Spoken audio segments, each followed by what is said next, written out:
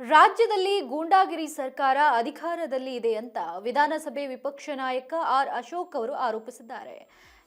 ಬೆಂಗಳೂರಿನಲ್ಲಿ ಸುದ್ದಿಗಾರರೊಂದಿಗೆ ಮಾತನಾಡಿದ ಅವರು, ಸಚಿವ ನಾಗೇಂದ್ರ ಅವರ ವಿರುದ್ಧ ಪ್ರಕರಣಗಳು ಖುಲಾಸೆಯಾದ ಬಳಿಕ ಅವರನ್ನ ಮತ್ತೆ ಸಚಿವ ಸಂಪುಟಕ್ಕೆ ಸೇರಿಸಬಾರದಿತ್ತು. ಆದರೆ ಹಲವಾರು ಪ್ರಕರಣಗಳು ಬಾಕಿ ಇರುವಾಗಲೇ ಸಚಿವರನ್ನಾಗಿ ಮಾಡಿರುವುದು ಹೇಗೆ ಅಂತ ಆರ್ ಅಶೋಕ್ ಅವರು ಪ್ರಶ್ನಿಸಿದ್ದಾರೆ.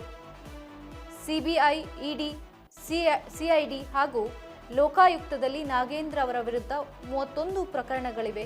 ಹೀಗಾಗಿ ಆ ಎಲ್ಲಾ ಪ್ರಕರಣಗಳಿಗೆ ಓಡಾಡಲು ಸಮಯ ಬೇಕಾಗಿರೋದ್ರಿಂದ ನಾಗೇಂದ್ರ ಅವರನ್ನ ಸಚಿವ ಸ್ಥಾನದಿಂದ ಬಿಡುಗಡೆ ಮಾಡಬೇಕು ಅಂತ ವ್ಯಂಗ್ಯವಾಗಿ ಆರ್ ಅಶೋಕ್ ಅವರು ಟೀಕಿಸಿದ್ದಾರೆ.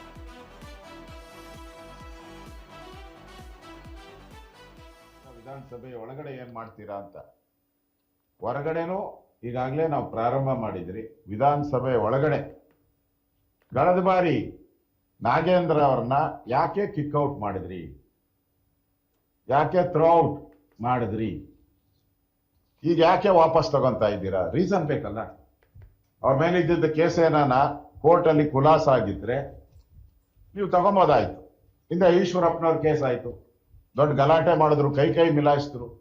ನಾವೇನೋ ಈಶ್ವರಪ್ಪನ್ ತಗೊಂಡ್ರ?